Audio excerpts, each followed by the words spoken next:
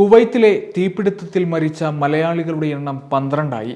മലപ്പുറം തിരൂർ സ്വദേശിയും കണ്ണൂർ ധർമ്മടം സ്വദേശിയും മരിച്ചതായി ബന്ധുക്കൾക്ക് വിവരം ലഭിച്ചു. തിരൂർ കൂട്ടായി കോതപ്പറമ്പ് സ്വദേശി കുപ്പന്റെപുരയ്ക്കൽ നൂഹ്, കണ്ണൂർ ധർമ്മടം സ്വദേശി ബിശ്വാസ് കൃഷ്ണൻ എന്നിവരാണ് മരിച്ചത്. 2 മാസം മുൻപാണ് നൂഹ് അവധി കഴിഞ്ഞ് കുവൈറ്റിലേക്ക് മടങ്ങിയത്. ബിശ്വാസിന്റെ മരണം സ്ഥിരീകരിച്ചത് ഇന്ന് രാവിലെയാണ്. 1 വർഷം മുൻപാണ് ബിശ്വാസ് കുവൈത്തിലെ കമ്പനിയിൽ ജോലിയിൽ പ്രവേശിച്ചത്.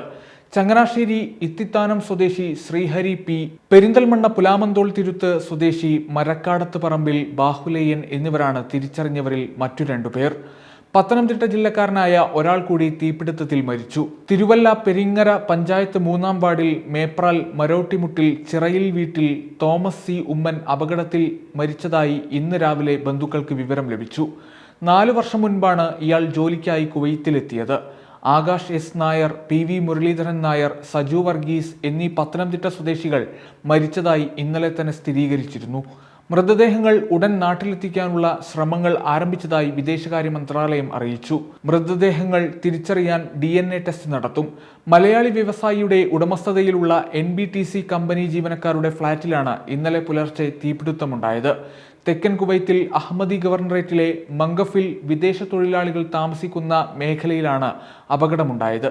സ്വദേശി പൗരന്റെ ഉടമസ്ഥതയിലുള്ളതാണ് കെട്ടിടം.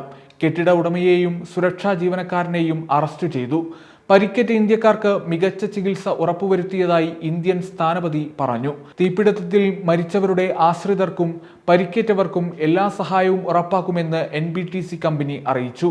കുവൈറ്റ് ദുരന്തത്തിന്റെ പശ്ചാത്തലത്തിൽ ലോക കേരള സഭയുടെ ഇന്നത്തെ പരിപാടികൾ സംസ്ഥാനത്ത് സർക്കാർ ഒഴിവാക്കി. കുവൈത്തിലുണ്ടായ തീപിടുത്തം ചർച്ച ചെയ്യാൻ ഇന്ന് അടിയന്തര മന്ത്രിസഭാ യോഗം ചേരും.